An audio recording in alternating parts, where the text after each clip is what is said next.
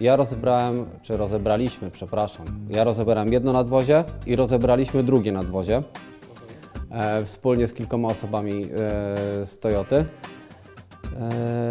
I wybraliśmy to lepsze nadwozie, w lepszym stanie, do tego, żeby było do odbudowy na oryginał. Tych prac blacharskich nie było dużo. Stację w Wałbrzychu wybraliśmy dlatego, że pracuje tam człowiek, który na co dzień również odbudowuje stare samochody, stare motocykle, więc zna się na tym procesie renowacji i nie chciałem zostawiać tego osobom, które tylko pracują przy nowych samochodach. Wstępnie sobie to obejrzałem, jeszcze bym chciał go obejrzeć na podnośniku, co myślę, że zaraz zrobimy. Natomiast ze wstępnych oględzin jest naprawdę całkiem niezła furka. Drobne tam jakieś nie wiem, drobne piaskowanie, ale tylko miejscowe.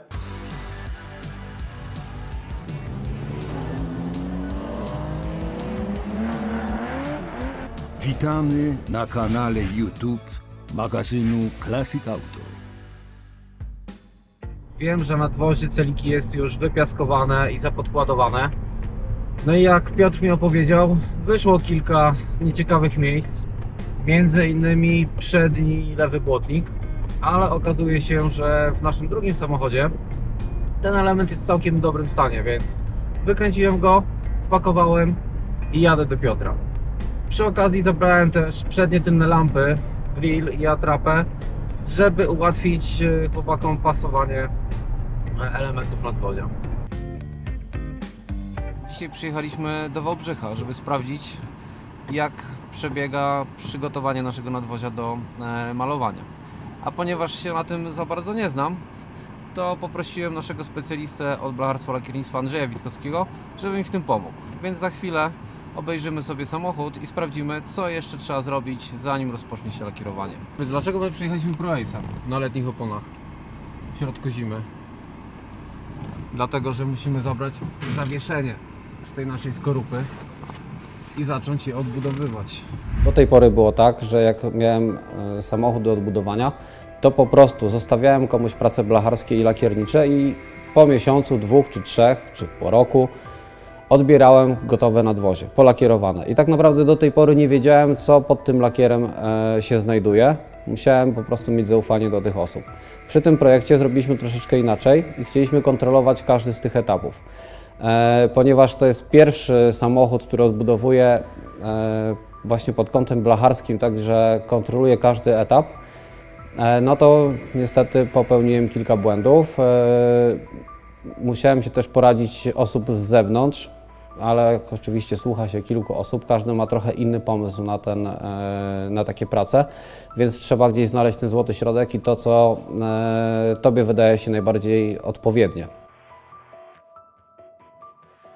W warunkach idealnych, czyli tak jak powinno przebiegać renowacja starej karoserii, poddajemy piaskowaniu elementy twarde, czyli komora silnika, podwozie, wnęki drzwi, usuwamy wszystko. Ten goły metal nie może być myty niczym. Zaraz po piaskowaniu, nie później, maksymalnie 4 godziny musi być nałożony epoksyd na ten goły metal, żeby był zabezpieczony antykorozyjnie. Wtedy przystępujemy do dalszych napraw. Skupiamy się na tym podwoziu, zabezpieczamy wszelkie wnęki, spoiny, szpary masami uszczelniającymi tam, gdzie były pierwotnie. Lakierujemy ten środek tego podwozia, czy to podwozie, wnęk komory silnika i skupiamy się dopiero później na elementach zewnętrznych. Mamy podwozie zabezpieczone, lakierowanie. Epoksyd też nie może stać w nieskończoność odkryty. Kreduje. Maksymalnie miesiąc czasu. Warstwa epoksydu. Jasne. Tak? Czyli musi być zabezpieczony ten epoksyd już lakierem. Jeżeli będziemy mieć zrobiony pierwszy etap, czyli podwozie, komory silnika, to twarde elementy, wtedy skupiamy się już na elementach zewnętrznych, które podajemy obróbce mechanicznej, czyli szlifowanie papierem ściernym, usuwaniem. Już tu piaskowanie nie bardzo, bo pod wpływem ciśnienia, jak powiedział kolega, tutaj ta blacha jest rozkuwana, traci na wartości, dodatkowo może się pokrzywić, tak? Czyli przechodzimy do następnego etapu zabezpieczania, czyli odbudowania powierzchni lakierowej zewnętrznych elementów. I tutaj albo porobimy po elemencie każdy jeden z osobna, czyli piaskowanie do 4 godzin maksymalnie, epoksyd na całość i szpachlowanie. Szpachlujemy zwykle całe elementy. Ten szpachl zawsze musi być urabiany na wadze z utwardzaczem, żeby ten materiał miał jedno naprężenie, jeden produkt, żeby był i żeby to było niezmienne naprężenie, tak? Czyli nie może być taka sytuacja, w której lakiernik, powiedzmy, robi tą szpachę na oko. Tak to powinno wyglądać, w mojej ocenie, tak? Po wyrobieniu tego elementu, jeżeli są osłonięte miejsca do gołego metalu, zabezpieczamy to epoksydem całościowo. Obrabiamy ten epoksyd, unikając wszelakich przetarć do gołego metalu, czyli staramy się już na szpachli zrobić to idealnie. Jasne. Po zapakowaniu epoksydem przychodzi podkład wypełniający w niedużej grubości, dlatego że tych barw też nie może być grubą. Przychodzi podkład wypełniający, który też ma właściwości antykorozyjne. Ta technologia właściwie z mojej strony już dobrana jest, te produkty też są dobrane. Kwestia dostarczenia do poszczególnych etapów w trakcie naprawy. Jasne. Czyli produkty masz wybrane już do tego, tak? Tak, można powiedzieć, że produkty są wybrane, technologia jest przygotowana. Okej. No dobra, no to teraz, tak, żeby póki jesteśmy przy samochodzie. Bo Piotrek, to nie było piaskowane, te komory nie były piaskowane w całości, tylko te miejsca, gdzie była korozja widoczna, tak? To co wszystko widzimy zabezpieczone epoksydem, to było wyszkiełkowane. Błędem było to, że samochód został zawieziony i rozpoczęły się prace blacharskie bez konsultacji z lakiernikiem. Czyli nie było ustalone od razu, jaką metodą będzie nadwozie malowane, w jakim procesie całe to zabezpieczenie będzie się odbywało. I w samochodzie najpierw zostały punktowo wyszkiełkowane tylko miejsca, które były skorodowane, które wymagały samej tej pracy blacharskiej. Więc po tym punktowym szkiełkowaniu zostały uzupełnione te blacharskie niedoskonałości, jakieś tam nadkola, gdzieś tam kawałek progów, doły drzwi i tak dalej. I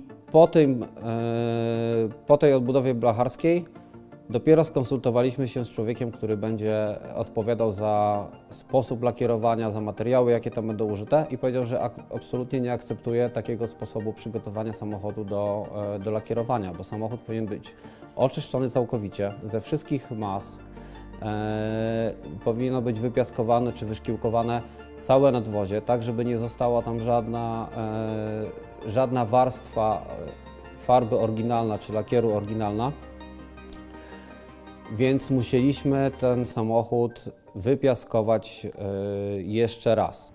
Okej. Czyli tak naprawdę to, co teraz powinniśmy zrobić, to od nowa wypiaskować wszystkie te twarde miejsca, jak powiedziałeś, elementy w ogóle nadwozia. To jest dosyć trudny, tak jakby złożony proces. No. Pamiętajmy o tym, że musicie się zgrać w czasie z piaskowaniem i z aplikacją, tak? Czyli wyjeżdża z piaskowania, przyjeżdża tutaj, najlepiej przy suchej, niskiej wilgotności powietrza. No i od razu bez mycia, bez dotykania żadnymi środkami chemicznymi przystępujemy do aplikacji tego epoksydu. Nie mam dla Ciebie dobrych wieści, Piotr.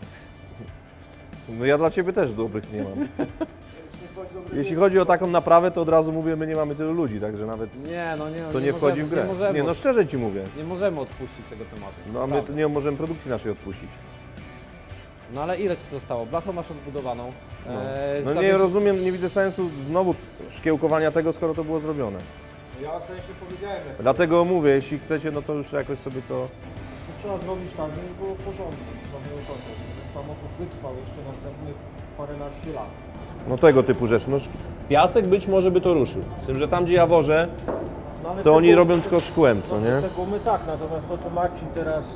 No to trzeba skrobać ręcznie wszystko. Tak, to trzeba zdjąć. Trzeba skrobać ręcznie. Potem nałożyć świeże maty. Tak, no bo tu on wszędzie miał tematy, z tym, że tu był problem z głowy, bo tu była korozja i one same poodpadały, one się nie trzymają jakoś nie wiadomo jak po tym, po tych 45 latach, no. Jak będą któreś w miejscu problemy, że tematy są jeszcze miękkie, to jeszcze można suchy lód położyć na to i wtedy to skruszeje na tyle, że wtedy idzie już po prostu tak jak tutaj ręką, nie? No to zejdzie, no tylko że to jest czasochłonne wszystko, zejdzie, to nie jest tam jakiś problem, że to miałoby nie zejść. No już są na tyle twarde nawet, wiesz, no szczotki, jakieś druciane, cokolwiek, nie? Podwójna praca związana z tym, że nie przygotowaliśmy się od razu, nie było konsultacji z człowiekiem, który odpowiada za odbudowę lakierniczą tego samochodu. Dlatego trzeba było 2 razy wozić go na piaskowanie, 2 razy naprawiać niektóre elementy blacharsko. Jest w okolicach Wrocławia firma, która zajmuje się piaskowaniem zabytków. Mogę zdobyć dla Was adres. Może Wam to pomoże. No to chętnie. Skorzystać. jest to do załatwienia. No to chętnie.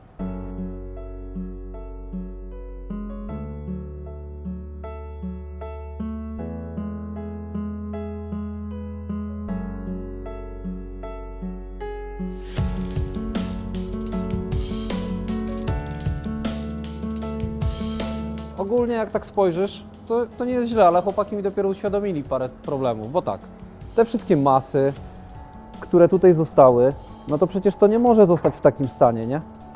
Widzisz, to wszystko jest spękane, twarde. Pod spodem jest piasek, to wszystko trzeba zerwać. Na przykład, zobacz, tutaj ta masa przykrywała zgrzewy. I jak ją zerwiemy, to widzimy, że ten zgrzew już koroduje. No tego nie chciałbym zostawiać. Ten samochód się uchował 45 lat w naprawdę bardzo dobrym stanie. Więc trzeba to zrobić porządnie. No nie będziemy tutaj pudrować. Oczywiście, ja tam pewnie bym powiedział, dobra, nie jest źle. Róbcie dalej, malujcie, malujcie. Będzie ładnie wyglądało, nikt się nie kapnie. Na szczęście byli ze mną fachowcy. Był Andrzej i był Marcin. Więc oni pokazali palcem, co jeszcze trzeba poprawić blacharsko, gdzie są pewne niedoskonałości, w jakiej technologii wykonać kolejne etapy przygotowania tego nadwozia do lakierowania. Także okazuje się, że jeszcze naprawdę dużo pracy przed nimi.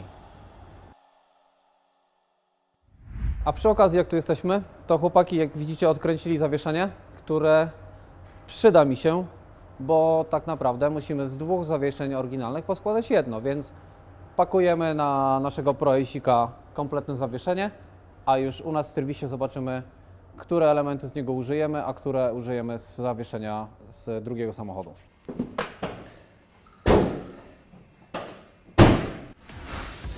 Jeżeli chcesz prenumerować magazyn Classic Auto, zapraszamy na stronę www.classicautomac.pl/.